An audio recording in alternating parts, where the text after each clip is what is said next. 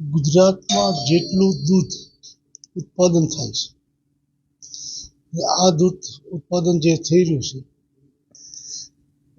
અને બીજા રાજ્યોમાંથી દૂધ મગાવાઈ રહ્યું છે, મોટા સંઘ દૂધ મગાવીને કોઈ વાંધો ન હોઈ શકે, પરંતુ વધારાનું દૂધ મગાવીને એનો પાવડર બનાવવામાં આવે અને પાવડર વેચવા માટે જાય તો પૂરતી કિંમત ના આવે, જેથી કરીને સ્થાનિક દૂધવાળાઓને જે નાની જિલ્લાની દૂધ મંડળીઓ હોય એમને પૂરતા ભાવ ન મળે એ સ્થિતિ સર્જાય છે.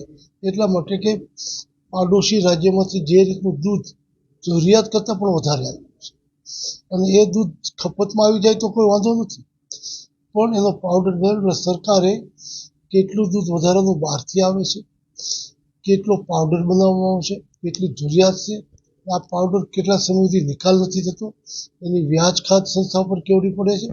આ સાર્વજનિક રીતે જો તપાસ કરીને માર્ગદર્શન આપવામાં આવે તો આવા પ્રશ્નો ઉપસ્થિત ન થાય.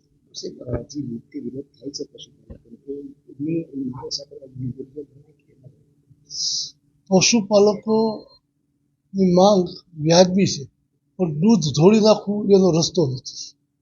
કોઈ પણ કુદરતી જણસ દૂધ હોય કે કૃષિ ઉત્પાદન હોય એને રોડ પર વેડફી નાખવું, ધોળી નાખવું એ યોગ્ય નથી. એને યોગ્ય શિક્ષણ પણ આપવું જોઈએ અને યોગ્ય ભાવ મળે, એમને પોસાય એવા ભાવ મળે એ આપવા જરૂરી છે.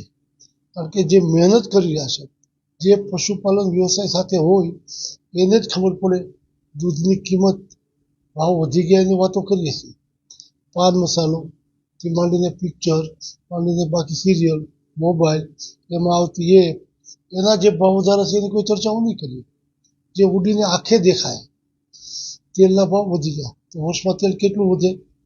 200-500 રૂપિયાથી વધારે નથી. મસાલા વધે તો 1000માં વધી જાય છે, આપણે રોજના 5-10 મસાલા ખાતા હોઈએ તો આ બધી કમ્પેરિઝન મને લાગે છે મીડિયાએ પણ આમાં અગ્રેસર લઈને ખેડૂતો, પશુપાલકો, જરૂરિયાતમંદ લોકો આ બધાની બેલેન્સમાં સાચું શું હોઈ શકે એનું સર્વે કરીને લોકો સમક્ષ મૂકીએ તો અસંતોષ એટલે સંતોષની દિશાઓ રચનાત્મક રીતે અનુભવાય.